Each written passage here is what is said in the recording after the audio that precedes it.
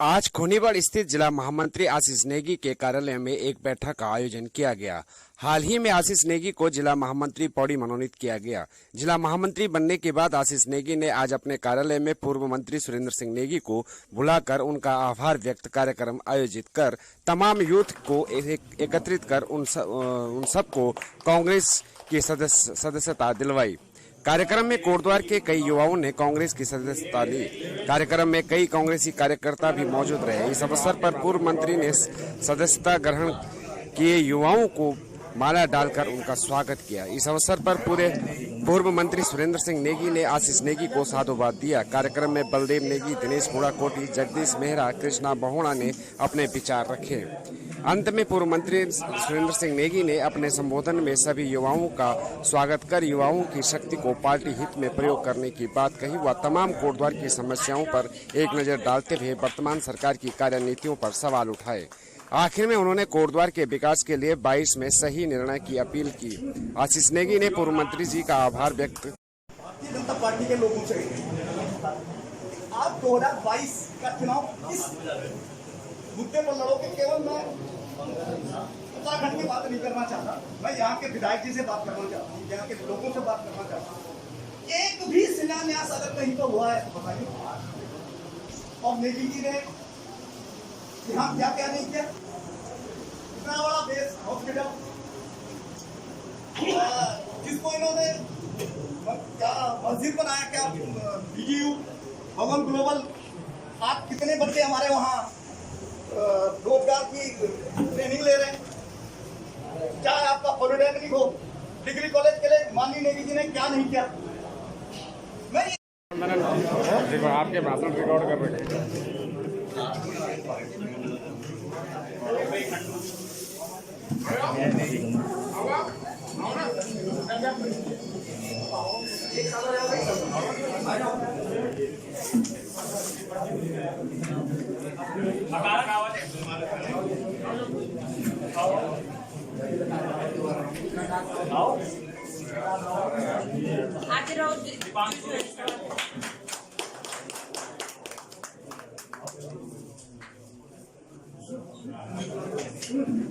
शिवम राणा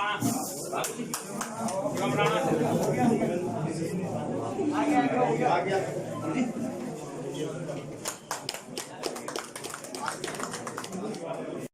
लेके जाओगे पहले तो जा नहीं सकते। अगर खुदा ना खास्ते गलती से कभी चले गए तो वो कहते हैं मैं ये नाली वाली बनाने वाला मंत्री नहीं हूँ भाई। ये नाली वाली बनाए, तुम्हारा प्रधान बनाए, तुम्हारा वो बनाए, ये बनाए। वो प्रधान भी उन्होंने नहीं रखे और अब रखे पार्षद। पार्षदों के पास एक तो झाड़ू है और एक लाइट है। कोरोना का इलाज लोग पैदल जा रहे। आप लोगों को जानकारी देना चाहता हूँ, हिंदुस्तान की जो रेलवे नेटवर्क है ना, एक दिन में 6 करोड़ लोगों के लिए ट्रांसपोर्ट हो सकता है। ये सरकार अगर टाइम दे देती, एक हफ्ते का टाइम देती कि भाइयों ऐसी स्थिति अपने घर जाओ, उन्होंने तो टाइम नहीं दिया। कर क्या लॉकडाउन, लोग पैदल जा रहे हैं। बताओ, मैंने अखबार में पढ़ा एक बेटी थी ज्योति, अपने पिताजी को साइकिल में लेके 600 किलोमीटर चल पड़ी। आप बताइए, हैं लोग आ रहे हैं। मेहरा जी और बुड़ाकोटी जी और आलू भाई जी, अमित नेगी जी जिन्होंने के पार्षद का चुनाव भी लड़ा था, और यहाँ पे बलदेव भाई जी और बहन नीतू जी, सिपू भाई जी और यूथ कांग्रेस विधानसभा के अध्यक्ष हमारे विजय रावत जी और NUSI के हमारे हिमांशु बोखंडी जी और हमारी महिला कांग्रेस की बहन हसीना जी और बहन नीतू जी, इन्होंने भी परसों महिलाओं की मीटिंग कराई थी और बहुत सी महिलाओं ने परसों कांग्रेस ज्वाइन करी थी। अमित भाई के यहाँ पे, आशीष भाई के यहाँ पे। और बहुत बहुत बधाई देना चाहूंगी मैं आशीष भाई को कि जिन्होंने कांग्रेस ज्वाइन करने के बाद और आज इतना सैलाब, मुझे लग रहा है कि आज देख कर मन बहुत खुश हो रहा है। आशीष भाई ने इतना यूथ इकट्ठा कर दिया कि वाकई में हमने इतना, मैंने तो नहीं देखा था कि कभी इतना यूथ इकट्ठा हुआ होगा। तो मुझे बहुत खुशी हुई। और जितने मेरे छोटे मेरे बेटे समान आज जिन्होंने कांग्रेस ज्वाइन की, मैं सबको बधाई देना चाहती हूँ। और आप लोगों से यही कहूंगी कि बस ये जोश खरोश आपके चुनाव तक बना रहना चाहिए। चुनाव तक मेहनत हमें करनी है। हमें ये देखना है कि हमें नेगी जी को किस तरीके से जिताना है। दूसरी बात, जब मैं आशीष भाई ने मेरे से बोला कि दीदी आपको तो आना है मीटिंग में, मैंने कहा नहीं, मेरी परसों हो गई थी। उन्होंने कहा कि नहीं आपको आना है। तो मैं अभी देहरादून से आई, तो मैं सीधा आके बार फोन आ रहे थे, तो मैं आके यहाँ पे सीधे शामिल हुई, क्योंकि मैं एक कहानी है ना हमारे पास, ऐसे लौट के बुद्धू ऐसे कुछ कहा जाता है, तो वही चीज हो गई। लेकिन आपको नुकसान किसका हो? मैंने इंजीनियर से, चीफ इंजीनियर से पूछा ही तो बताओ। मैंने कहा एलिवेटेड रोड तक आपके पास आपने उसका जो पुराना हमारा डीपीआर फाइनल पड़ा है उसको शुरू करोगे या नए सिरे से करोगे? जज साहब के अंदर ये कह रखा नए सिरे से आप प्रक्रिया शुरू करो, यानी कि जो डीपीआर हमारे टाइम की फाइनल रिपोर्ट वहाँ पड़ी है उसको भी नया बनाना पड़ेगा, क्योंकि सुप्रीम कोर्ट ने जो लाइन लिख दी उसके आधार। लेकिन अभी सुखबुगाहट नहीं है, न पुल बनाने की है, न एलिवेटेड रोड बनाने की है। तो इसका मतलब ये रोड अभी अगर बन भी जाती है, हम तो कहते हैं बने तो, लेकिन सिर्फ 3 और 4 महीने के लिए बनेगी, बाकी बरसात में तो नहीं बन करेगी। क्योंकि बरसात में जा सकते, बगैर एलिवेटेड रोड के नहीं जा सकते, क्योंकि रोड का क्या होगा। अगर ब्रिजेज जो पुल बनने थे वो उनके बगैर नहीं कर सकते, क्योंकि वहाँ पर नदी आती है। तो मेरा ये कहना है कि ये विजन होता है किसी भी इंसान का, ये क्या मुझे अपने क्षेत्रवासियों को देना चाहिए। आपको याद होगा कि सन 85 से पहले या उसके बाद भी हम खड़ोलखन 5-5 फुट गड्ढे खोदते थे, पानी निकालते थे और उसको बाल्टी में निकालते थे। बरसात का पानी जो नहरों में आता था उसको जैसा फिटकरी धरी रहे थे हमारे अपने सरकार में, जो इनको याद है। नौजवानों को नहीं मालूम, नए परिवारों को भी मालूम नहीं है, इसीलिए जो है बहुत कुछ कमजोरियां नजर आती है हमको। तो उस समस्या को समाधान कर दिया। आज जो पानी आप दे रहे हैं, जो 12 रुपए लीटर या 15 रुपए की बोतल आती है जो सामने रखी है, उससे बेहतर पानी है, ये डिस्टिल्ड वाटर है। ये 800-700 फीट नीचे से पानी आ रहा है। मेरा ये कहना है कि ये कौन सोचा, क्यों नहीं इन्होंने इस बीच में 1 पैसा जो है सुल्तान जल निगम को दिया? क्यों नहीं इस बीच में मैं हर बार जब भी बनता हूँ 10-12 ट्यूबवेल खोलता हूँ। कोटद्वार में मेरी घरवाली महापौर बनी गई, हम लोग चले गए मुख्यमंत्री त्रिवेंद्र रावत जी के पास। तब तो बाद में तो कोई 3 महीने चलू था, अभी उसे भी महीना भर हाल कुछ दिन बाद जो तीसरा बढ़िया इनको तो सोच रहा हमने कहा भाई अभी क्या मिलना है इनको, पहले सेटल डाउन तो होने दो। तो मैंने उनसे कहा कि आपने नगर निगम सौंप दिया, जनता ने नहीं मांगा था। हमारी तो बात है। तो मैंने कहा जनता ने अगर जनता के ऊपर अगर आपने थोप दिया तो कुछ फैसिलिटीज तो दोगे, पर क्या फैसिलिटी होनी है? मैंने कहा जो पुरानी नगर पालिका है वहाँ 140 लीटर, जरा ध्यान से सुनिएगा, 140 लीटर प्रतिदिन प्रति व्यक्ति जो है पानी मिलता है। कितना? और जो भाबर क्षेत्र जो अब 35 ग्राम सभाएं जो नगर निगम का हिस्सा है, वहाँ 40 लीटर प्रतिदिन प्रति व्यक्ति, यानी 100 लीटर का फर्क है। लेकिन पैसा मैंने कहा वो बाजार वाला भी उतना ही दे रहा है। अब खूनीवड़ और भी सब पे टैरिफ एक लग गया। तो मैंने कहा आप अन्याय करने के लिए बैठे हैं या न्याय करने के लिए बैठे हैं?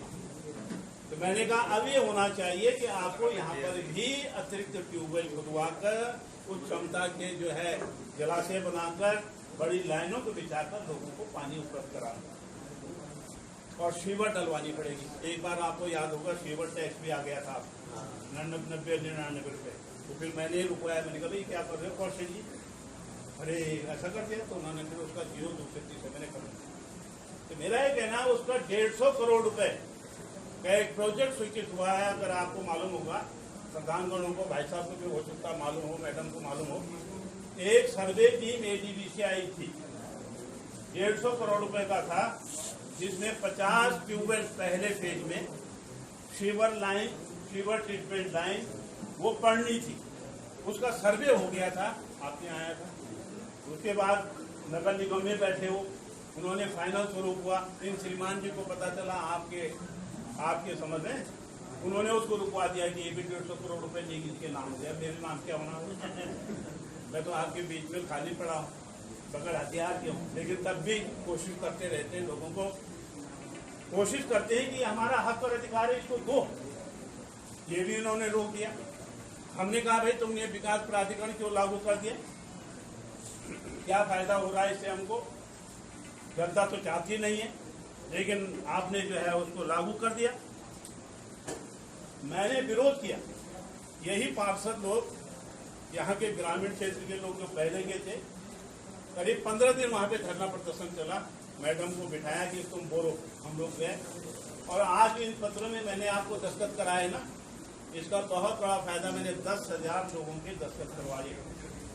मार्च तक, यानी जो 8 मार्च को एक कार्यक्रम, बड़ा कार्यक्रम जंबुचौर में हुआ था महिलाओं का, तब तक मैंने जगह जगह बैठकें करवाई, यहाँ भी करवाई। तो उनसे दस्तखत करवाता था और उसको शासन को भेजता था। बिंदु क्या क्या थे, तो यही थे। आज तक आप लोगों के व्यवसाय करने लगा, यह लग रहा है, बताइए आप। आदेश होने के बाद, लुकलुकी के बाद, इश्तिहार लगाने के बाद, लेकिन हमने उसका विरोध किया, जनसंपर्क किया कि इसका विरोध कीजिए। और पार्षद जी से एक प्रस्ताव बनवाया नगर निगम से कि हम इसको देने की स्थिति में नहीं है। न व्यवसायिक को पहले तो कहते हाउस टैक्स भी बढ़ेगा, और जो खाली पड़ा भूखंड है, अभी इसमें तो कुछ भी नहीं हो रहा, लेकिन खाली पड़ा जिसका भी होगा उस पर भी टैक्स लगेगा। तो हमने एक मुहिम चलवाई कि मैंने कहा भाई हमारी ताकत तो धीरे धीरे कम महसूस करेंगे ये, क्योंकि यहाँ ये चपड़े ज्यादा बैठे हुए हैं, खलकप वाले ज्यादा बैठे हैं, न तो खुद करेंगे न दूसरे को करने देंगे। तो मैंने एक कोशिश की कि 10,000 लोगों के दस्तखत जो है इसी मजमून में जो आपसे दस्तखत करवाए। कभी कभी लोग बोले क्या मैं कराऊँ, जमीन ले जाऊँ से अपने नाम। तो मैं उसको सुना देता हूँ कि ये बिंदु, और इसका बहुत बड़ा असर हुआ, इसकी वजह से बहुत कुछ राहत।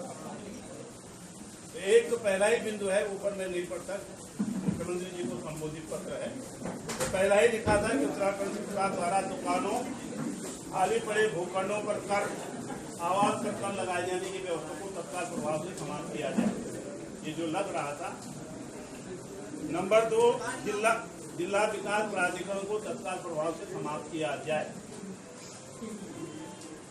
नंबर 3 था बेरोजगारी को दूर करने के लिए रोजगार अवसर प्रदान किए जाएं। लालधान चिल्लरखाल मोटर मार्ग को शीघ्र निर्माण कराया जाए। और कोटद्वार बाबरा, अब तो थोड़ा सा इन्होंने पिछली बार जब हल्ला उल्ला किया, हमने रुपये दिया, जगह जगह एजुकेशन किया, तो जरा आधा इंच इन्होंने क्या दिया, दामत किया। पूरे 5 साल तक आप लोग ऊपर खावड़ सड़कों पे चलते रहे।